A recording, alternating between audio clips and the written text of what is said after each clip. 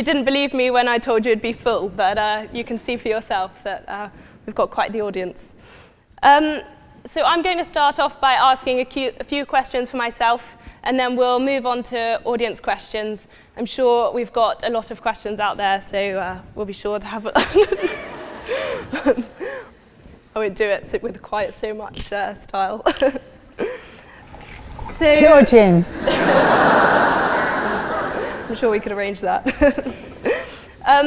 My first question is just a bit about your background, and I was wondering, where did you first learn to cook? Was it from your parents, and do you have a first memory of baking? Niamh, I can't say how lovely it is to see so many young faces. I'm very thrilled, thank you. No, my parents didn't teach me to cook. I'm a wartime child, and there were just not spare ingredients. And I remember my mother said, if all of you don't have sugar in your tea or coffee, there'll be an occasional cake. Well, she certainly wasn't going to let me make an occasional cake or cook, because I'd have made a cock-up of it. So we did basic cooking in home economics at school when I was 13.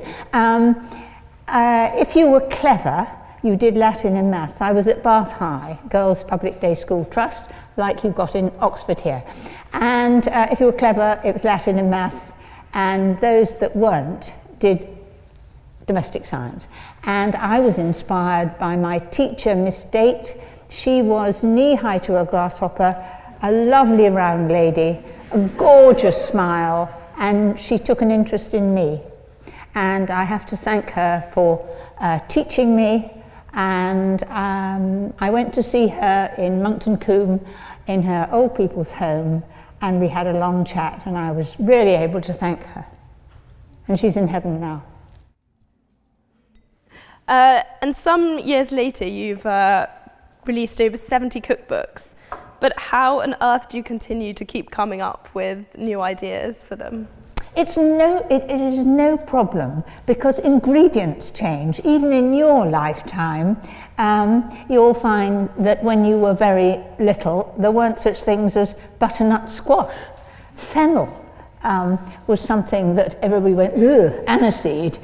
There are changing ingredients, and there are many ingredients that I don't like to cook with that's new, just because they're fashionable. But I don't have any difficulty, because I travel, I have a young team that inspire me. We try everything out so it works, because if you write cookery books, it's essential, or do television, to test and test, and I farm it out to the girls and say, here's the recipe, go and cook it for supper. And so they're really well tested by the time they're on television or in books. Thank you. And you have a very successful line of salad dressings, and of course your cookbooks are enormously successful, and you do a lot of work on television. Do you sometimes feel like you're a businesswoman rather than a cook? I think I'm a bit of both. I love what I do. I have a passion for what I do, and I would never consider it work. I'd never consider it was work coming to see you. I'm terribly honoured to be here. And that's the same with all I do. Otherwise, I'd certainly be putting my feet up and going on exotic holidays, which I've no wish to do. I love what I do. Moving on, I'm sure nobody in the audience is excited to hear about the Great British Bake Off, but I'll ask a question about that anyway. Why do you think that it's been so successful as a show? Niamh, I think it's because we have kept it a family show. There's so much swearing, there's so much hype, there's so much sort of da-da-da in every programme that you do, or they're violent. Our programme, to me, I'm teaching all the way through a little bit, and I'm thinking of the family that are watching, because we have the biggest viewing on television, and it's all the family. It's Nan, it's the father or the partner who has given up his football because the rest of the lot want to watch it. It's the baby on the knee, the whole lot. And when they've watched it, they want to go and do it. And I think it's a happy programme, and I like to encourage rather than say it's a mess. Speaking of how you like to encourage, maybe others like to say it can be a mess. Obviously, different judges have a very different style, but do you think the show would have ever worked with a different set of judges? Oh, I'm quite sure it would. I was just very lucky because I had done quite a few books on baking. The BBC asked me, and I was asked sort of in January, and you're asked to do all sorts of things, and half the stuff never comes off. And so I thought, oh, well, I'd like to do that. And then, of course, they said they offered the job, and then they said there would be quite a bit of bread making, and I'm not an expert on bread making, so I said I needed a second judge to do the job properly. And so I had 4 judges to choose from, and they did it very thoroughly. They set us up talking and judging together, 4 different bakers, and they said, well, which one would you like? And I said, it's not what I would want. What would you and the viewers like? So I got Paul Hollywood. And I'm quite happy. So on the show, the challenges are always so interesting. And I was wondering how you go about choosing the challenges. And is there a challenge that hasn't been done that you'd like to see? Oh, there are lots of challenges that haven't been done. And we've just been, the one thing, we don't choose the people now, because we get about 14,000 entries. We have a team that choose it, but we do, Paul and I and a team, choose what the various challenges are. And there's plenty of things to do. There's different variations of things we've already done. I, for one, want it not too complicated. I don't want them to have particularly to have to buy things online, or I want people to feel that they can go wherever they live to the local supermarket and buy the ingredients, because I think that's fairer. But there's lots more to do, and we shall be doing it. But the stars are the bakers, because they're just ordinary people, and they've been put through the mill before they even start.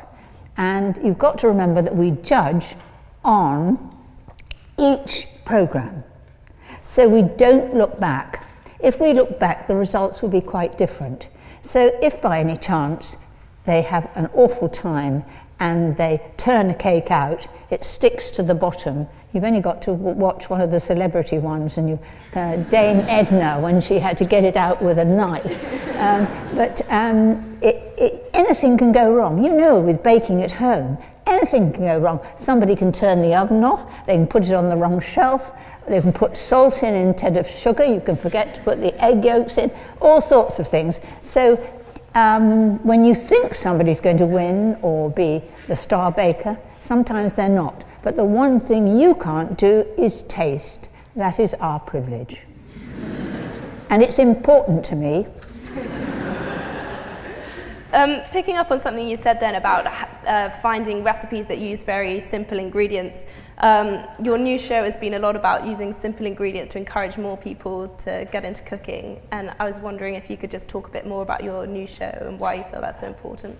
Yes, my new show, I do Absolute Favourites, and I've been doing Foolproof Cooking. Those are recipes that I have worked on to be really successful, to give people food in season and things that don't need too many. The very best lasagna or cottage pie, but I might do my cottage pie with sliced potatoes and a swirl of cream on the top. You know, just giving it a little twist. And we go on doing it until we get, and I use so much more butternut squash and a lot more vegetables. But quinoa, I shan't be using that. You know, I don't use things just because they're fashionable. And I have a family that all try the recipes. I've got 3 girls that help me. They all taste things. So I'm aiming to get things that your family and you will say, oh, Inara, isn't that the best? And your career has brought you to do so many different things in television, in cooking, and I was wondering what the most exciting thing that has ever happened to you as a result of those experiences. I think the most exciting was on a Monday morning I had a phone call and they said it was Buckingham Palace. And I thought, I've got a son called Thomas, and I thought it's one of Thomas's friends, you know, just being a bit cocky. So I went with it, and he said, the Queen would like you to come for luncheon. It's only a small lunch, and gave me the date, and I said, I'm going to Urnham Hall, and I'm giving a cookery demonstration. The tickets are sold, and I can't let them down. And he said, oh, that's the Benton Jones, I know them well, I'll sort it. And I said, no, you won't. I've promised to do it. And much as there's nothing I'd like to do more than have lunch with the Queen, and, but I can't come. So he said, okay, I'll sort something. So anyway, I had another invitation. And so that was very exciting, but then you get the thought, what am I going to wear? Such important things like that. And so I thought, I must wear something. My mother had recently died at 105, and I'd got her sort of bits and bobs of jewellery, and I'd never worn it. And I thought, I must have something that I can wear Mama's big thing on. So anyway, I thought, I know what I'll do. I'll have one of those dressers. What do you call them? You know, you have them in stores. Come on, what are they called? Those dressers, the personal shopper. Personal shopper. I thought I'll have a personal shopper and I'll go to John Lewis's because they're never knowingly undersold. And so I booked my space with a girl called Victoria in the John Lewis's in Oxford Street, and I said, I'm terribly sorry, I'm really busy, I've only got an hour. And I explained to her I wanted something with sleeves, plain, not too décolleté, not too short, and I wanted shoes, I wanted the whole lot. And anyway, I got there, and we had this long rail of things, and I came to to cut a long story short, I came to the last item, and it was £35, brought down from 150, and it was lovely. So, and of course it was a very, very exciting thing to do. I mean, I know I've had the CBE, but that was going with a whole crowd of people. There were just 12 of us. And it was very exciting to actually see our Queen, because you don't really know what size she is or what I mean, she was just so elegant and beautiful, and she was absolutely straight down, a bit like Queen Mary, and beautifully dressed. But then you looked at her shoes, and they looked as though they had been polished and polished and polished and loved and comfortable. And it was a lovely, I can't remember what I ate. That was unimportant. But the other guests were interesting. And of course the little corgis were there. And they were let in and they rushed in. And she kept saying, get down, get down. And then at the very end there was a little silver pot with some little biscuits in. And she was talking to her next door neighbour, and you could see, and then the butler took them off again. But there were all little things like that, which I felt was a huge privilege, and I'll remember it to my dying day. Lunch with the Queen, that's a good one. I sat next to the Duke of Edinburgh, and he was, honestly, he's very old, but he had the straightest back, and so interested, and he barbecues. He said, I barbecue, and he said he did the game birds, and he said, I stuff them with haggis, but I need a little bit of breadcrumbs with it to make it firm. And he also drank beer all the way through. But I'm an admirer of his. And being invited for lunch with the Queen, you're a nationwide star, but do you ever find it difficult being so recognisable, or wish that you weren't famous, or does it not impact your life too much? I don't think I'm famous. I think I'm a sort of, they know who I am, but you don't know how nice people are. You know, I can be anywhere in a supermarket or on the stairs or walking along the road, and people usually just tap your shoulder and say, "I make your lemon drizzle," or or "My granddaughter thinks you're lovely," or "My husband is so pleased I've taken up baking." They never ever say anything nasty. They leave that to the Daily Mail. And on top of all your baking, you've also had quite interesting experiences with people like Piers Morgan doing his life stories. We had him here just a couple of terms ago. And I was wondering, was that scary? Was that fun? How did you find it? Well, Piers Morgan, Lucy, my assistant of 27 years, said, "You can't do that." And I said, "Yes, I can, I'm going to." And he had done so much research, and I think they had 300 audience. It's absolutely live to go out of the next day because I might swear. So you're on a very grand stage, like we are here.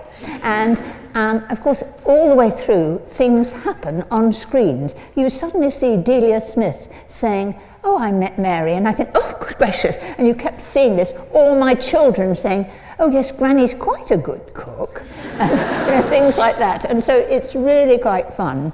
And he was absolutely delightful. I bet he was when he came here. I realised why he was so nice was when we got to the green room afterwards, his mother was there. And she had never been to any of his programmes before, so he was behaving himself. But I mean, you also said, "Who do you think you are?" Now that is frightfully interesting to do, because they come to ask you 6 months ahead whether you'll do it.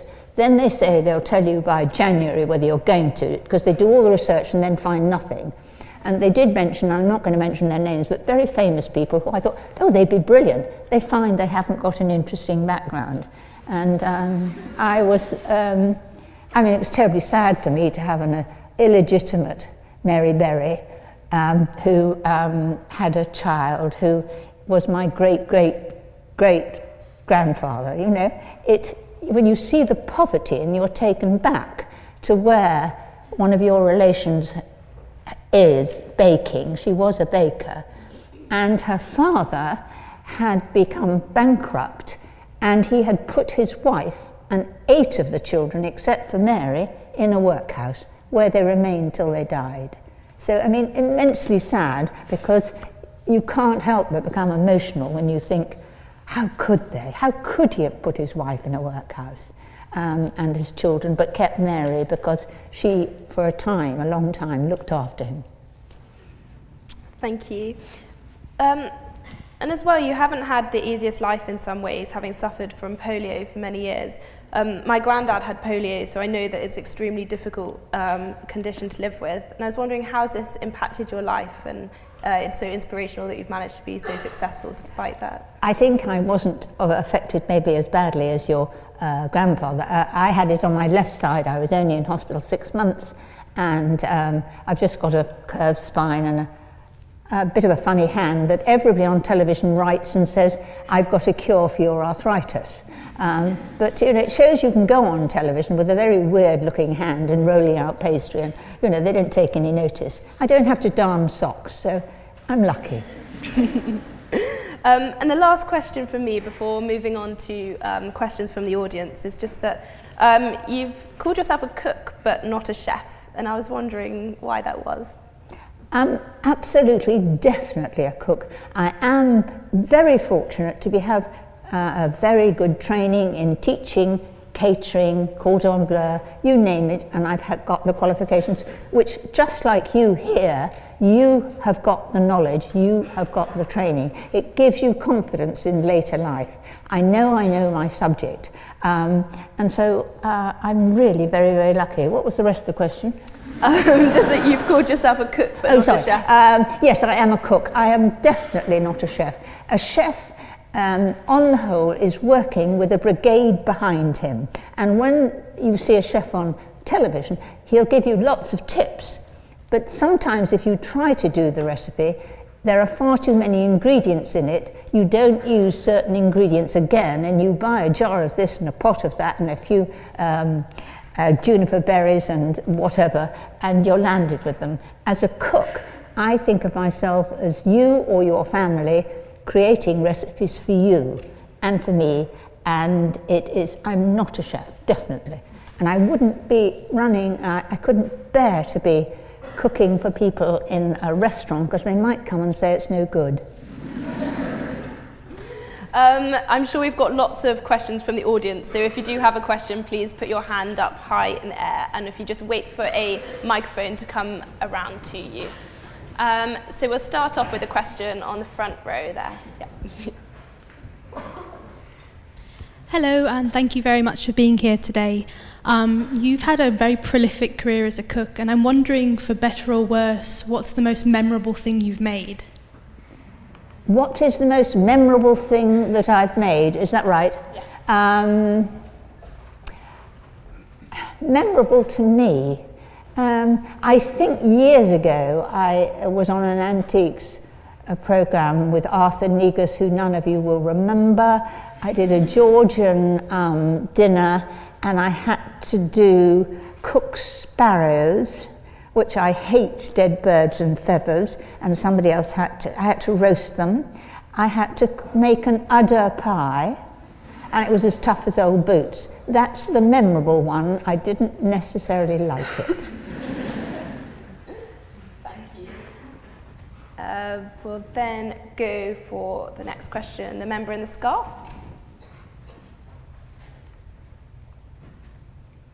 Hello, thank you very much for coming. This is probably a slightly different question, but I was wondering how you felt about the fact that you're number 74 in the FHM 100 Top Sexiest Women. What was that? How did you feel about being number 75 in the FHM's 100 Sexiest Women list? I'll tell you what I didn't know. I don't know. I have no idea. It's a very nice thought. Well, why was I only 75?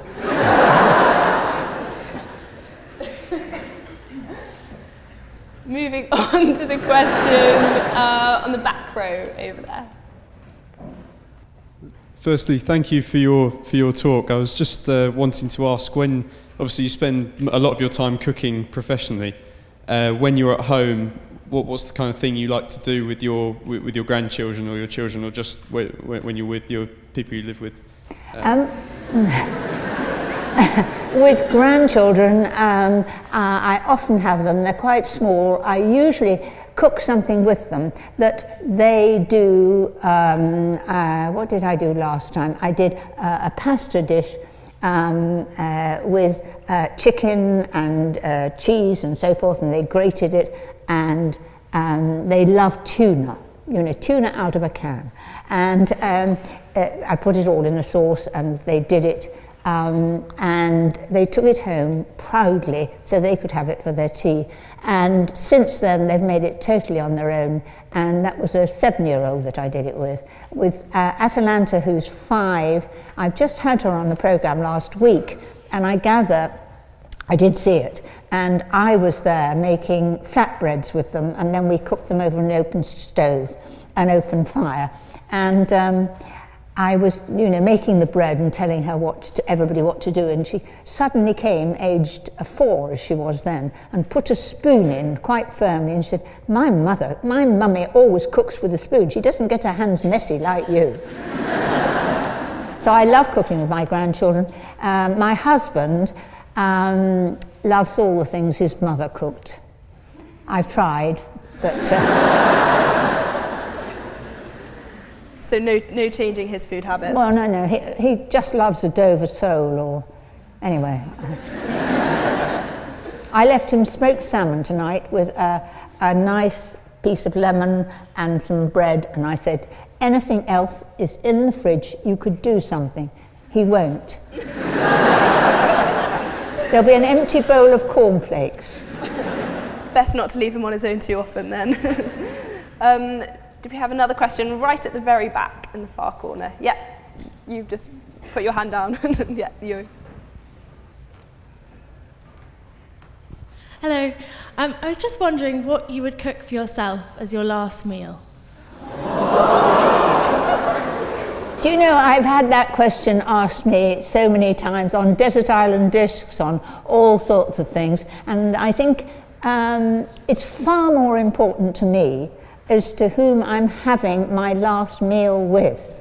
I'd be totally happy with some wonderful bread toasted with marmalade, and I would like to have my family around me if it was the last meal. Is that boring? I'm sorry.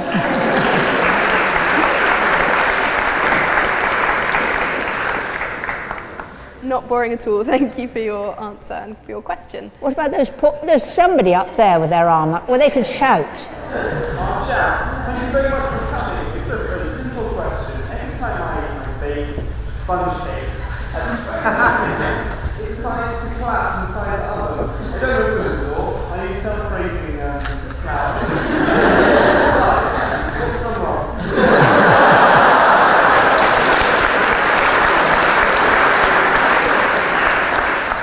Every time he bakes, I would think a Victoria sandwich, and it rises and then collapses. Is that right? Yes, inside the oven. It's fine in the oven, and then when you take it out, And then at 20 minutes, pretty much exactly, it looks almost like a dough. do you add baking powder as well? I add 2 teaspoons of baking powder. If you do the all-in-one method, you should add only 1 level teaspoon for every 100 ml. If you add more, it will rise up into a dome, and then it will collapse. I've met your sort before.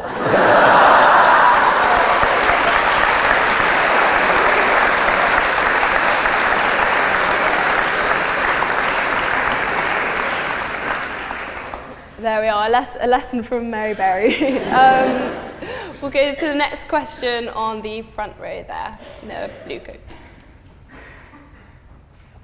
You say you were inspired to cook at school. Do you think it's important that schools take a lead in teaching children to cook? Oh, I'd love schools to take a leading role. It is getting back slowly, but most schools took over the home economics, whatever you want to call it, department, and they were expensive to run. The sooner they put them back, I think every child, boy or girl, leaving school should be able to do 10 family dishes, or dishes when they come to university, have a room on their own if they're in apprenticeship, that they could do and know how to make a nutritious meal, maybe even on the top of one. I've been hearing what sort of cookers you've got here, just on the top of a ring.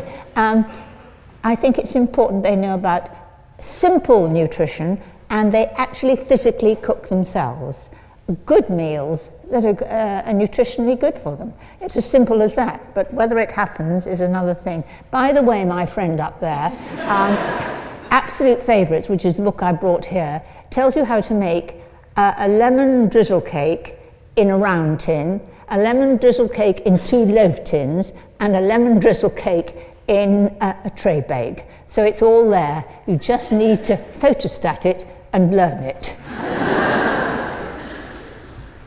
Thank you. We'll go now for the question. I can just see a fluffy sleeve. Hi, I was just wondering, when you were a little girl, about my age, what did you dream about being?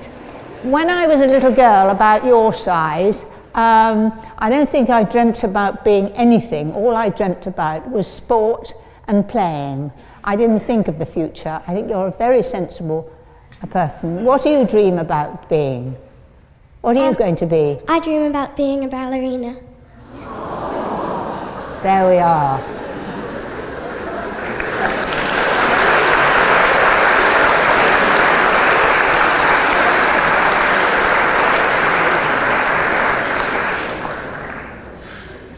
Thank you for your excellent question. We'll now go to the member just there. Yeah.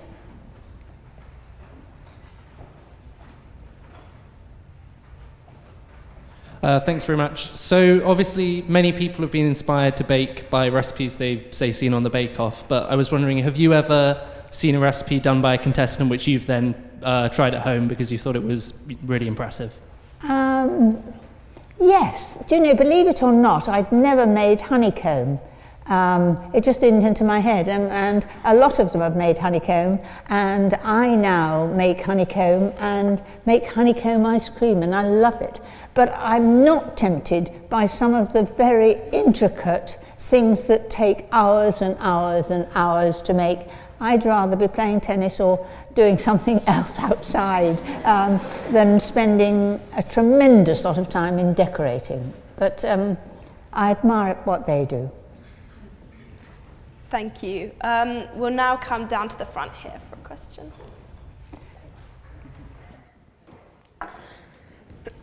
Hello, thanks for coming. And on the Bake Off, on the previous series, during the technical challenges, some of the instructions were what you would call vague for the bakers. I was just wondering, do you think it was necessary to have sort of these instructions that were quite hard to follow, or do you think you and Paul may have gone a bit far and it was a bit unfair on the bakers? I think it's grossly unfair on the bakers in the technical challenge when they leave out things, because I am an immensely kind person and I want everybody to have success.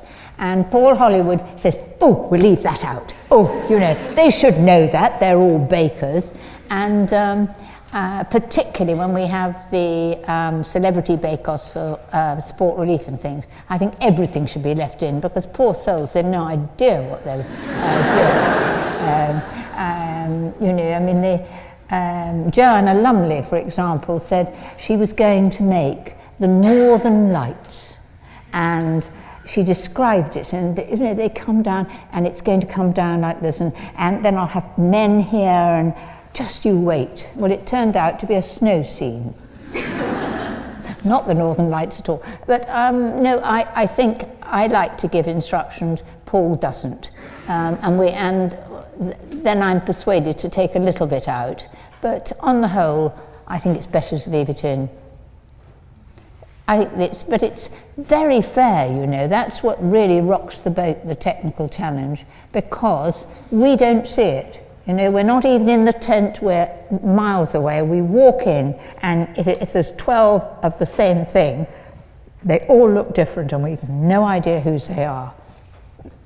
So it's a real shock to us as well as it is to them. Thank you for your question. We'll now go for the member about halfway back on this side, on the aisle seat.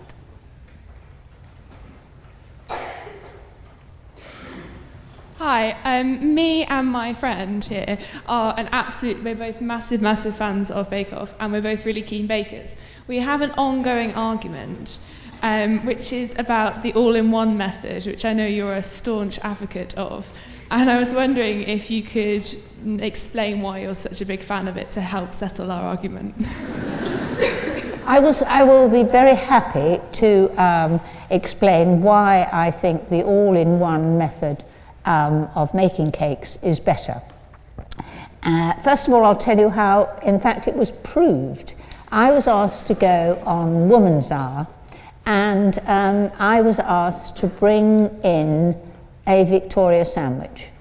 And the chief judge of the Women's Institute was asked to make a Victoria sandwich. And Fernley Rittenstall was asked to make a Victoria sandwich. So there are 3 Victoria sandwiches, and we were all asked to make them using so many eggs, I think it was a 4-egg quantity, and they would be judged by the method that we recommended, or whichever way we wanted to do it.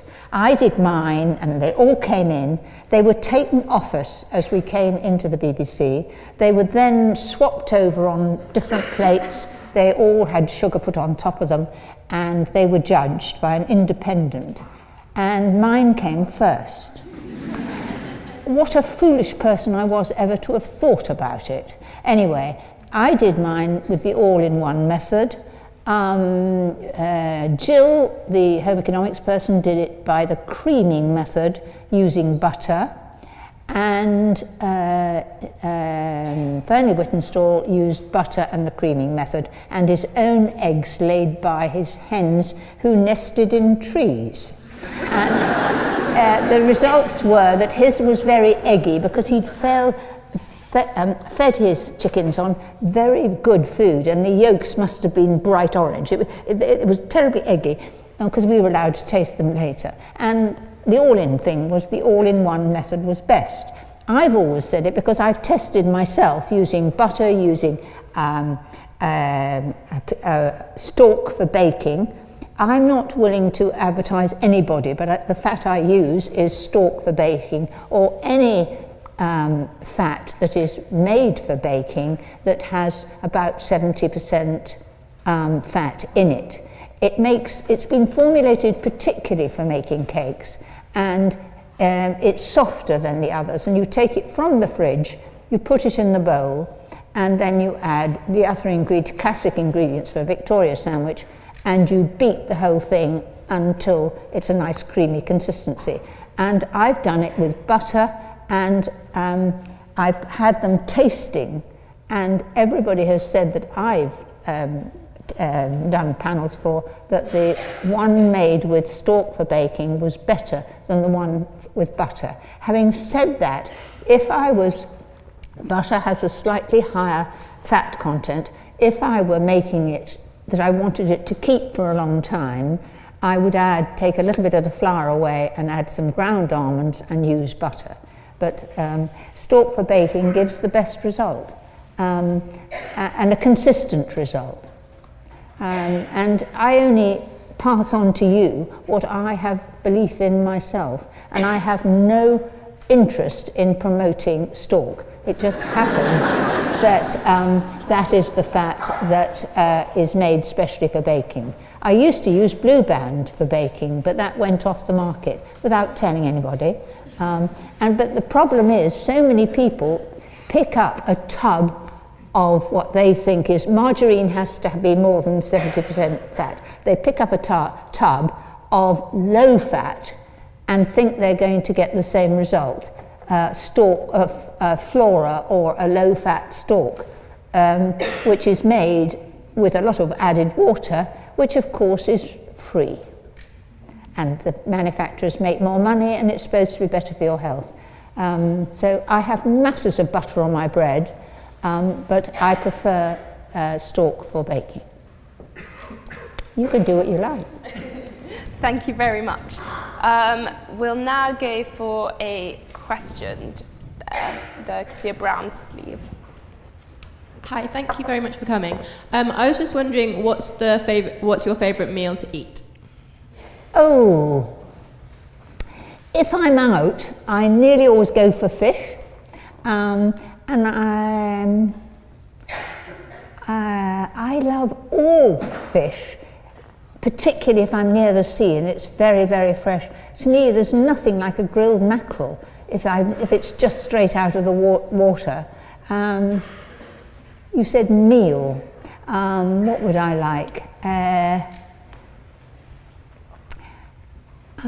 I like some form of salad to begin with. I don't mind what it is. Avocado and mixed salad, something light to start with, and then I would have fish with an interesting way of doing potatoes and mashes of vegetables, and I wouldn't put kale on the top of my list. I do use it a bit. People have gone mad about kale. I grow it, and I've tried all sorts of ways to do it. I like it nice and young with the centre taken out and stir-fried in little butter. Or cooked briefly, but it does need to be chopped up, otherwise it can be very intense. I bet you all love it, or you tell yourself you love it. Thank you for your question. We'll now go for the member in the yellow jumper there. Hiya, you said you were a wartime child. and you have seen a lot of changes in our diets and food and how we cook over the years. I was just wondering what the biggest period of change you've noticed is, and what the best recipe that you think we've all forgotten about is. Food has changed since my upbringing in the war.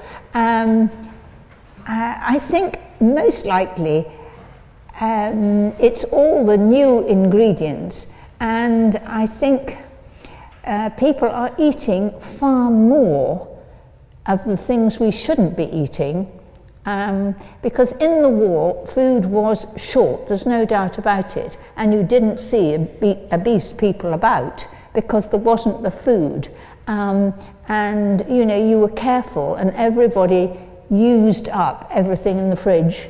And the change now is, I think people are far more wasteful, which I think is very sad. I mean, I think I've met so many people who would cook a chicken on a Sunday, and then they would take off the breast and they think, oh, perhaps we don't want the legs, and they wouldn't dream of making soup or making a risotto and legs and so forth. I think people are just so much more wasteful than we ever were, which I think is very sad, because in my growing up, you know, there wasn't, things weren't just thrown away, they were recycled. And I think if we can get cooking back in schools and teach how to use everything, and I think at the moment teaching in schools is far too much theoretical and not enough practical. Do you agree? I definitely agree. We'll now go for the question over there by the door. Hi, I was wondering what your sort of go-to easy supper is that you often make. What would my easy... Funnily enough, the one that I did that has been a bit of controversy lately, they said that I had, or some people on Twitter said that and all she's doing is using a jar of pesto, something I do for my family very often. I cook, and funnily enough, Tessa, who's been coming with me on the recent book tour, said, oh, I did that pasta with pesto. Why did nobody ever tell me before to cook onions with the pasta? So I took something like penne, and instead of frying the onion first, which uses a lot of fat, and I'm in a hurry anyway, I cut up a huge onion, or even two, and then I cut them into rough pieces, put the pasta on to cook, and then add the onion to it. And the onion is then boiled, and it's absolutely delicious. Then I would, at the very end, if people were coming, I would use asparagus, and I would cut you'd snap it off, so the ends you could use in soup, but all the rest I would cut up all the stems into little pieces and have the spear, drop that in. I might put I might put broccoli in, again cutting the stalk up, and I might have some nice bacon and fry it, add to it. And then I very often use fresh pesto. I make it myself when we've got plenty of basil in the garden, or it's summer and I bought a cheap pot. But I buy fresh pasta from good supermarkets, which is what I used on my programme. Not what they said on Twitter, they said I bought a jar. And what I do is I buy the fresh pasta, use a good spoonful of it, and then shove it in the freezer, and use it when I'm doing that recipe again, and it's absolutely delicious. And if you want, you can add a spot of cream to it, but it is, I usually use full fat creme fraiche, must be full fat, much better for us, and it's that sort of thing that I do for my family when I'm in a great hurry. Thank you for your question. We've got time for just a couple more. We'll go to the question right at the back by the window in the grey top. Hi, Mary. I like that big, strong voice. What's Paul Hollywood like in real life, then? Behind the scenes?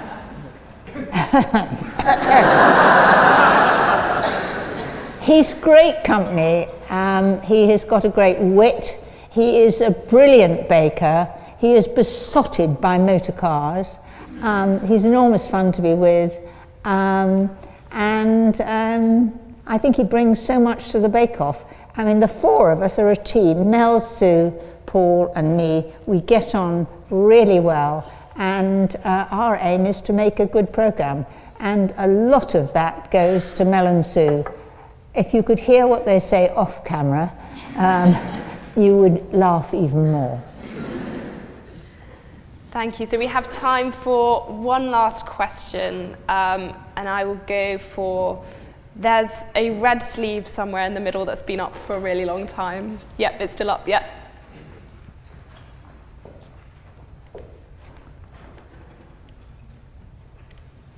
Hi Mary, you're one of my style icons, and I know a lot of people think the same, and I was wondering whether you are interested in fashion and take enjoyment out of it, or whether it's a bit of a chore having to dress up for all the shows.